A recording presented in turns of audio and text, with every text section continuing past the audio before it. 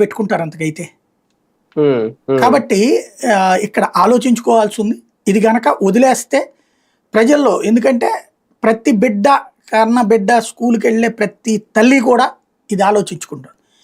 తండ్రికి పట్టి కానీ పట్టకపోవచ్చు. అవును, కానీ ఒకటి సార్, ఎన్నికలకు ముందు జగన్మోహన్ రెడ్డి గారు ఒక పవర్ పాయింట్ ప్రెజెంటేషన్ ఇచ్చారు. చాలా వరకు చాలా మంది దాన్ని తప్పు పెట్టారు. ఇవన్నీ జనాలకి ఏం కావాలి, మీరు ఇంతకు మించి అద్భుతమైన సంక్షేమం ఇస్తారులే, అది చెప్పాలి అనుకున్నారు. ఓకే, అది నచ్చక మొత్తం మీద ఎక్కకో ఆయన అయితే ఓడిపోయారు. కానీ ఇప్పుడు ఒకసారి వెనక్కి తిరిగి చూస్తే ఆయన చెప్పింది కరెక్టేనా? నిజంగా అంత స్థాయిలో ఇవ్వడం సాధ్యం కాదా ఆంధ్రప్రదేశ్ కి ఉన్న బడ్జెట్ ప్రకారం, ఖర్చుల ప్రకారం, రెవెన్యూ ప్రకారం చూస్తే అని అనిపిస్తుందా? అదే ఆ భారాన్ని భరించలేక, అది చెప్పలేక ఇలాగా ఇన్స్టాల్మెంట్ పద్ధతిలో ఇక్కడ నుంచి సంక్షేమ పథకాలు అమలు చేసే ఆలోచన ఏమన్నా ప్రభుత్వం చేస్తుంది? బాబు గారు కూడా ఎన్నికల ముందు పవర్ పాయింట్ ప్రెజెంటేషన్ ఇచ్చారు, రాష్ట్రం ఇట్ట దివాళా తీసేసిందని. ఇప్పుడు కూడా ఇస్తున్నారు. మరి కాబట్టి ఇవ్వట్లేదని నమ్మేద్దాం, ఒప్పేసుకుందాం, అయిపోయా.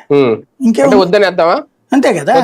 వద్దు సార్, అసలు అయ్యో మీరు డబ్బులని దాచుకోండి సార్ అని చెప్పాలి. ఇప్పుడు మనం పవర్ పాయింట్ ప్రెజెంటేషన్ వదిలేసేయండి. బేసిక్ గా ఏంటంటే, నువ్వు మాట ఇచ్చావు, అప్పుడు కూడా ఇట్లాగే అడిగాం, ఏమయ్యా నీకు డబ్బులు ఎక్కడి నుంచి వస్తుందని చెప్పి.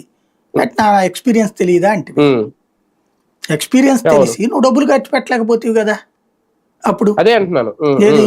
ఇవాళ అంతే, నా ఎక్స్పీరియన్స్ తెలియదా నీకు సంపద సృష్టి అంటే ఏంటో తెలియదని. ఇప్పుడు సంపద మీరు సంపాదించుకుంటే నా పేరు చెప్పండి అని చెప్తే ఏంటి